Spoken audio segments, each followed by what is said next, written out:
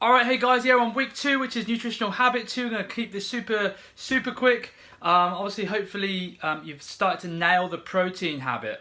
Okay, so the palm of protein for the ladies, or 2 palms of protein for the gents as an average on 4 meals a day, or 20 to 30 grams per meal. That's what you need to be doing if you're not already. Asking yourself the question at each main meal, where is my protein?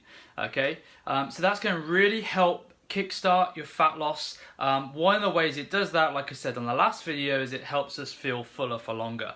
Also helps repair muscle growth, helps improve your brain function, all these other things. But the next habit, this is the reason for this video, is to help you with a macronutrient that's quite honestly going to have the biggest bang for buck on your results, which is carbohydrates. Carbohydrates are broken down generally into glucose, a form of sugar, which will get stored as muscle glycogen. So it gets converted from glucose into muscle glycogen, or glycogen, into the muscles, into the liver, which is great because that helps us train and work hard. The problem comes when our muscles have got that muscle glycogen storage, okay, but we get full up.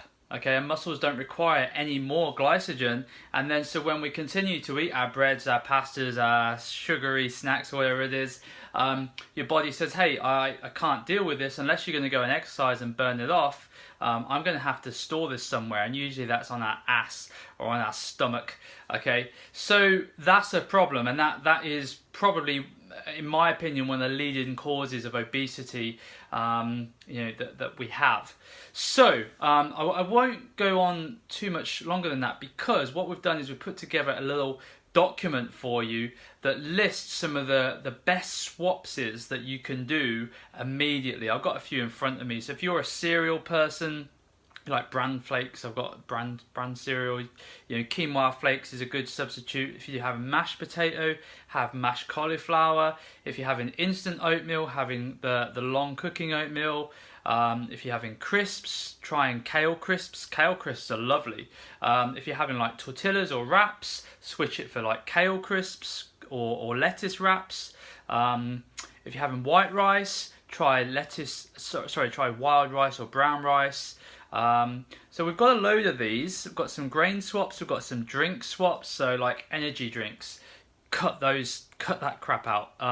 If you want energy, have a coffee, or have some green tea. Lattes, have a bulletproof coffee. Sodas like Diet Coke and crap like that, cut that out. The sweeteners and all the other additives they put in that stuff are only going to make things worse, even if they are low calorie. So something like sparkling water would be much better. So yeah, we've got a ton of these. So have a look at these. Have a look at which ones are in your diet and which ones you can do a swapsy for. But ultimately, what we want to try and do is, and I've got to tell you, at breakfast, this is pivotal. Try and cut the bread out, guys. Try and keep your carbohydrates super low at breakfast time. The reason why I'm talking about that is because at breakfast time, that really sets the mood for the day. If you have quite a lot of carbs at the morning, and you don't have, particularly if you don't have any fats and proteins to go with it, you're going to get a big blood sugar spike, which is why a lot of people do it, because it makes them feel good. But the problem is, it comes to mid-morning or lunchtime, and then they hit the crash. And then they crave something carby again, so they'll have like a sandwich, a packet of crisps, and they feel good for a few hours, and then they hit another crash around mid-afternoon. So then it gets worse then, because they have to get more sugar to get the same feeling that they got in the morning, right? So then they'll have something like chocolate or crisps, and then hit another crash, and the evening comes, and the saviour will be some sort of pasta dish like spaghetti, lasagna.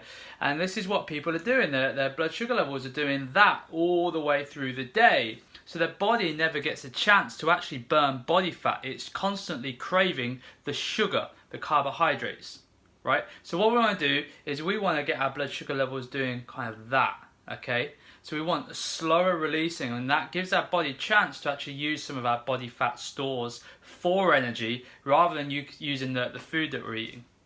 Okay, so have a look at the list below, look at some of the swapses, comment in the Facebook group, where you're going to make some swapses, and try and reduce the carbohydrates, you know. And so let's say you've started using the app and you started tracking your carbs, and let's say they're hitting like the 150, 200 grams a day mark. Well, I would say get 50 to 100 grams down on those.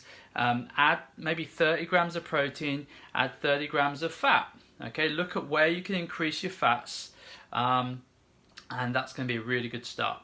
Okay, guys, see you next week.